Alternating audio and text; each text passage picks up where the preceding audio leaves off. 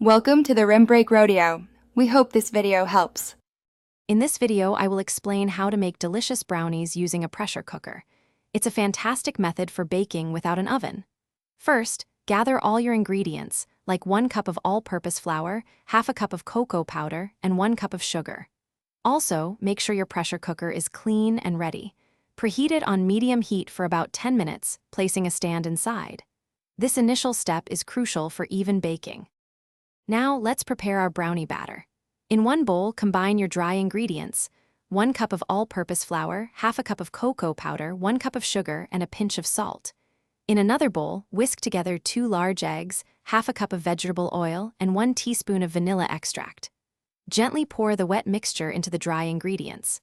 Mix just until combined. Overmixing can lead to tough brownies, and we want them perfectly fudgy. With our batter ready, it's time to prepare for baking. Take a 6-inch baking tin that fits comfortably inside your pressure cooker. Grease it thoroughly with butter or oil, then dust it lightly with flour to prevent sticking. Carefully pour your rich brownie batter into this prepared tin, spreading it evenly. Now, gently place the baking tin onto the stand inside your preheated pressure cooker. Ensure the cooker lid is on, but remember, do not use the whistle. Your brownies are now baking.